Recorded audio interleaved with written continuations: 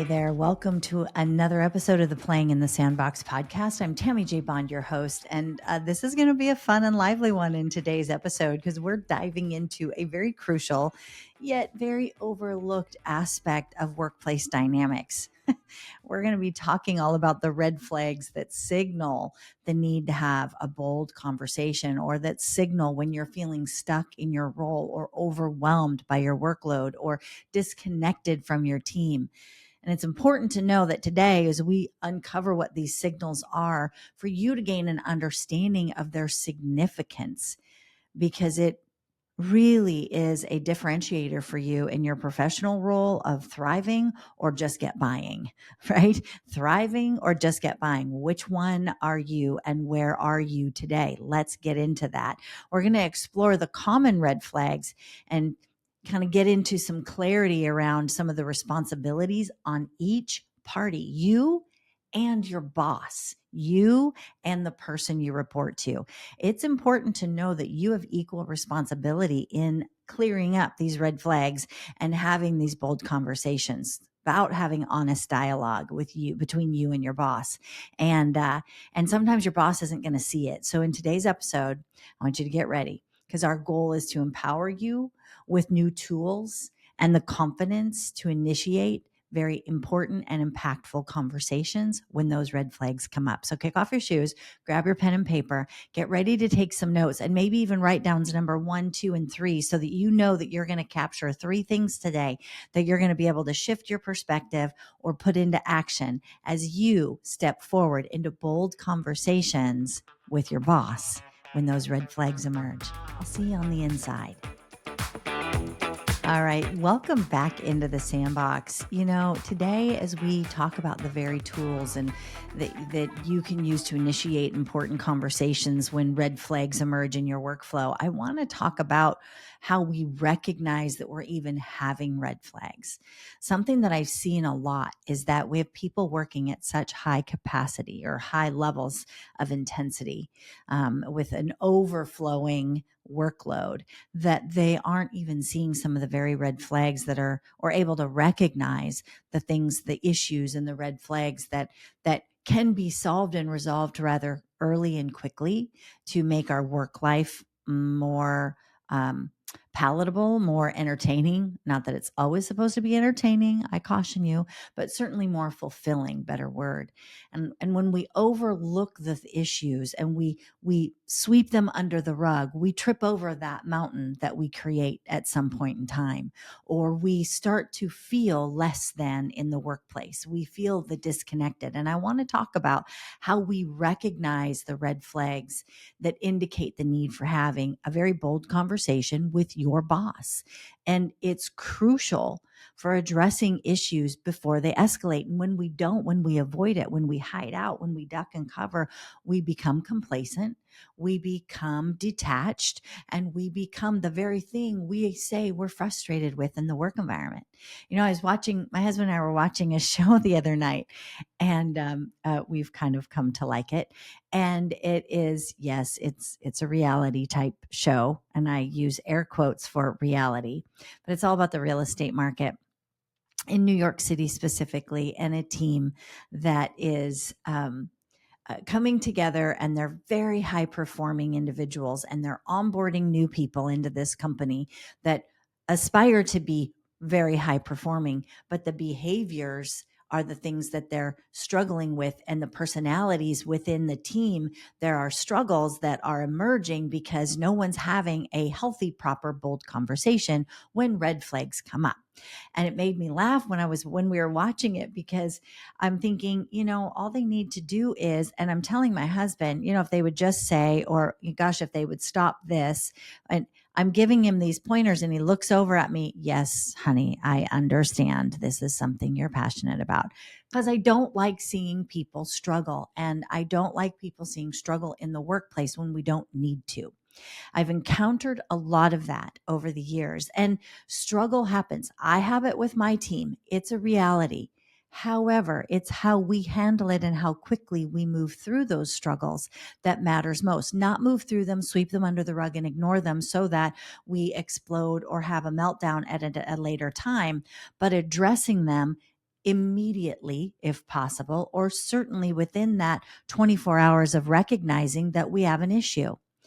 Identify what it is that you want as an outcome and then address it. Unfortunately, people aren't doing that. So I think that's in part because we don't understand in our work environment what those red flags are and how they come up for us when it's that need to have that critical or that bold conversation with your boss. And by the way, by bold conversation or by critical conversation, I'm not saying that you have to go in and be angry. In fact, that's what I'm wanting to help you solve for, so that you don't go into these conversations frustrated, angry, irritated, and annoyed, so that you slither and slink away. There's nothing that irritates and annoys me more than, one, a victim mindset when people are trying to have a bold dialogue or solve problems, or two, someone who doesn't engage in problem solving and just sits there and nods their head and then slithers away, all hurt, feeling broke, busted, and disgusted and rejected because they weren't willing to step in and be part of solution focused conversation. They just wanted to dwell in, they're just the victim. And that's just intolerable for me. It's one of my, it rubs against the fiber of my being. And if I tie it to my self-respect and integrity values, that is really where it comes from, right? The integrity value for me is be an integral person and speak your truth. It's okay if I don't like it. I don't need to agree with you. That's not my goal. My goal is to understand what your perspective is, the view from your chair, so we can move on beyond this issue. That's it. I can't solve it for you. I'm not going to solve it, but how can I help you identify the resources? So I digress to say that is when people don't want to have this level of conversation, it causes other problems in the workplace. It causes us to be underperforming. It causes us to have a disconnection in our communication, in our inputs and our outputs. And it's very important that we know that we have the ability and the responsibility as individuals to solve for these issues versus let them fester and boil or sweep it under the rug so somebody walks into the office and trips over it and falls flat on their face. That's no fun for anyone. Okay, there was my little 22-second rant. Maybe it was more like 42. But I want to go over some common red flags that suggest that it's time for you to have a direct and meaningful, authentically meaningful discussion with your boss, with your leader. Here's what comes up when we have unclear job responsibilities. The red flag is that there's confusion about our tasks that we're supposed to be doing, what we're responsible for. It can lead to a duplication in efforts or missed assignments, that you've got multiple people doing the same thing and there's confusion, right? When that confusion over who's responsible for what, who's on first, who's on second, right? Or is it who's on first, what's on second? What's on first, who's on second? You know the skit. Bold conversation starters go like this. Hey, boss, right? So I've noticed some confusion about my responsibilities and I want to ensure that I'm contributing effectively. Can we clarify my role? Let me tell you what I understand my role and responsibilities are.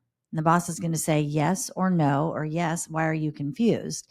You're going to say, well, because here, then this is your follow up, and have your list ready. Here are the things where it's reasons why it's confusing. Joe does this, Sandra does this, and I got Nellie over here doing this. All of these things are on my list, so I'm confused. If we're all doing the same task, what is the purpose of that? Like, you can actually ask that question.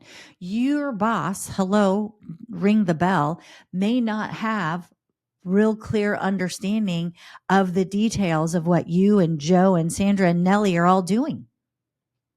So we believe that our boss is all knowing and all encompassing of all information at all times of everything that happens on the team or in the organization. And the reality is, when you have a team of many people, more than two people even, you, meaning your boss and you don't necessarily know all of the tasks. And I'm not supposed to know all of the individual tasks, the details that go into getting a product outcome from my team. What I do need and expect is they're going to tell me what it requires, and then we're going to divide and conquer who does what.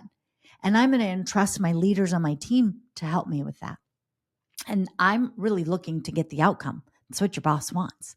So if you see a duplication of effort and it's frustrating you because your role and responsibility isn't clear, then ask the question and get the clarity. And maybe you'll actually create more productivity for the team overall because you had that bold conversation to say, I'm going to raise my hand here because I've noticed some confusion. All right. Number two, when we have a lack of feedback, right?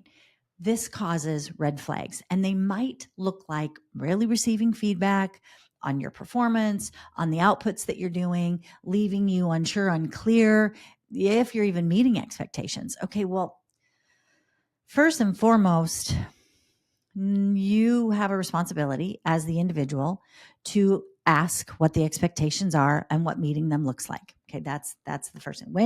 When you're getting a new assignment, what's the expectation?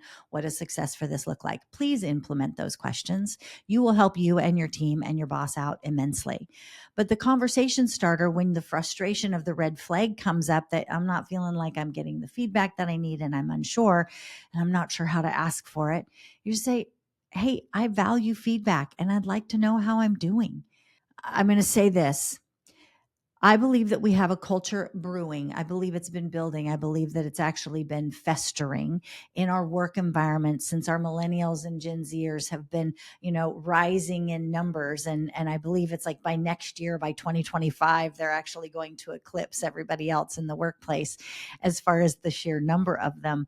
But listen, I understand that we get frustrated because we have a younger generation around us that likes that feedback. But y'all, we raised them. You've heard me say that before. And we've raised them to want that feedback, and we've raised them to be micromanaged in some respects. They don't like it. They just know that's the behaviors that they are used to asking for, that feedback. They want it. And the reality is everybody wants to know how they're doing. So, I'm a fan of 20-minute check-ins. Have more check-ins, more regular check-ins if you need to, or ask your team what they need. But when you see it as the employee, as I really value feedback and I'm not getting the feedback that I need, so be bold and ask for it. Could we have a 10-minute check-in once a week? Could we have a 10-minute check-in every other week just to ensure that the expectations are being met? Because I want to ensure that I'm exceeding what you're wanting from me for this role. This is a position I want to have, or I see growth in this company, so I want to go further. And, I've had people in the retail industry say to me, Tammy, I don't really think that my people this isn't like a career path. This is just a stopping point for many. That's okay. People still want to succeed even in the stopping points, like the stopgap. That's a stepping stone. It's a way through to the what's next. But our job as the leaders is to ask the questions, what is the what's next? What does that look like? And how can I be a resource for you? What are the resources we want to create for you here to get you there? And people, I think, are afraid, and the leaders are afraid to have that conversation in the workplace because they don't want to encourage people to leave. But you want to ask them because this may not be there forever, and that's okay. But we do want to know, we do want to let people know what the expectation is, give them feedback, and give them opportunity for their what's next, and discuss their performance because that impacts them at every level.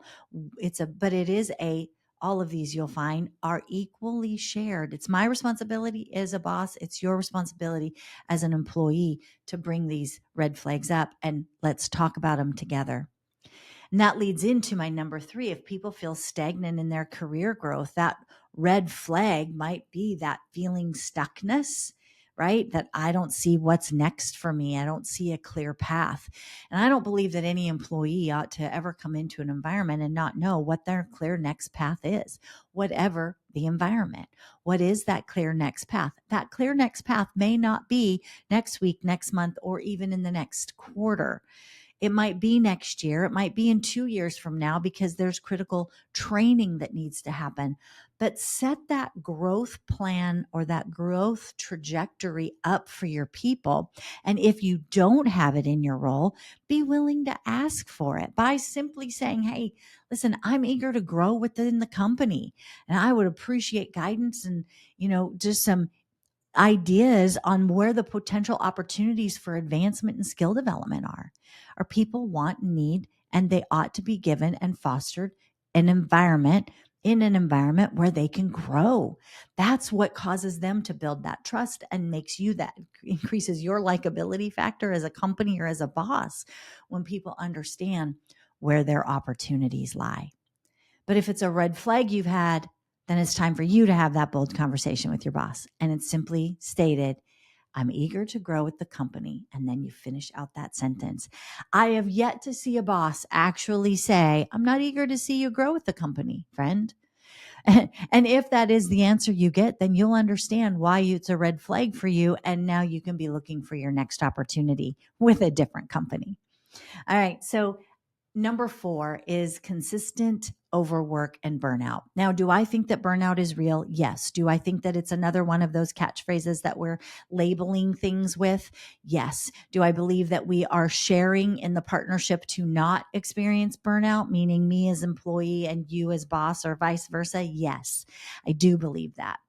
The red flag is when you are regularly feeling overwhelmed, overworked, and you're experiencing that heaviness of that workload that you just can't put it to bed, and you're going to bed thinking about it and you're waking up thinking about it and you're working.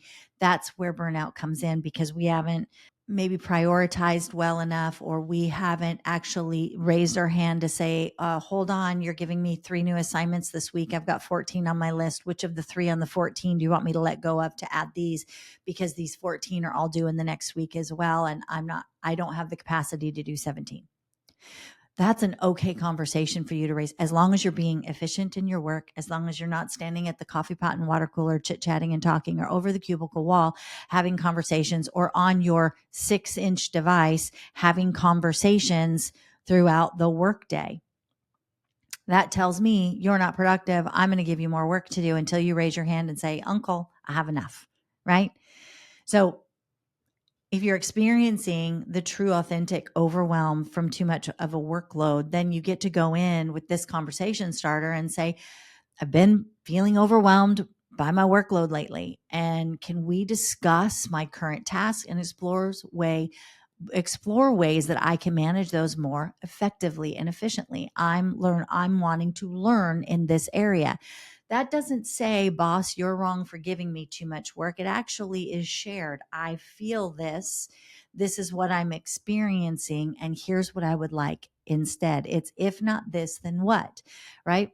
That's where you're going with that conversation. That way you're asking for the help to explore it. And you might find, of the 17 items on your list, there actually are 5 of them that aren't yours anymore, don't need to be yours. So we can remove those. They can help you restructure that.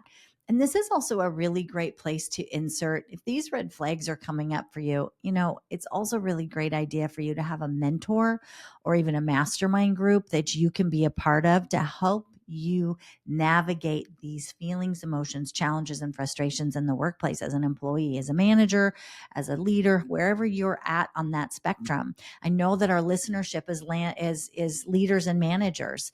And so in that role, you have somebody that you report to, yes, and you also have a workload that can be given to you by others. So it's really important that in that process of building you up, you also have other people that you can go to, that you can collaborate with outside of just your boss, because some of these things you can solve and resolve within a really great conversation with a mentor or a peer.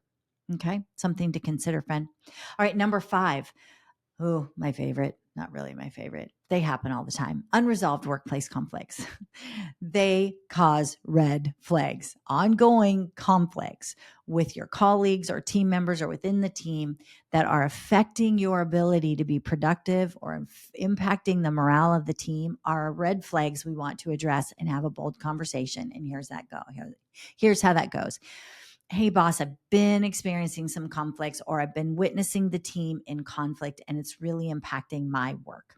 Here's how it's impacting my work. While, yes, I know that I can ignore it, it's hard when they're in the cubicle wall next to me and I hear the arguing back and forth, or it's causing tension in our team meeting, or it's right. You want to go into that conversation, friend, with your list of things what that conflict is actually causing for you. Not to blame and not to point fingers. It's the specifics of what it's causing for you. And then you're going to say, how can I help to address these? Can we discuss how we might work to resolve these issues? Uh, and there's again another note to say, no boss that I've ever run into when an employee comes and says, here's what I see, here's what I'd like to be part of the solution. How do we do this together? I don't know of any boss yet. I'm sure they're out there, and you can totally message me and tell me, hey, I have one, because I'd like to talk to them. I haven't seen a boss yet, friends, that actually poo-poos it and pushes it away and says and dismisses it as though it's you. As long as you go in with the actual plan, not to blame, not to point fingers, but to say, how do we solve? Always go in for the solving. All right, here is just a couple more that I want to go over on some red flags. Misalignment with company goals is a big one. This is how it shows up as a red flag. When you are unclear about how your work aligns with the company goals and the future of the organization or the objectives of the organization. When you don't see how you fit in, I do this because it does this within the company and this is what is needed. It actually can cause you to feel frustrated. It actually can cause you to feel devalued. That's your opportunity to have a conversation, a bold conversation. I want to ensure that my work aligns with the company. I want to ensure that my work is actually impacting the goals of the organization. Help me to see that. It's okay for you to ask that question. It's actually perfectly fine for you to bring that question up because that shows that you're wanting to have an impact for the organization beyond you and your desk, your job, right? One of the other areas that it's time to have a bold conversation with your boss is this. The red flag is feeling disconnected or out of place from the team culture, from the team values.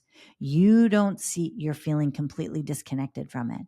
So, why is that? You got to ask yourself, what's causing that?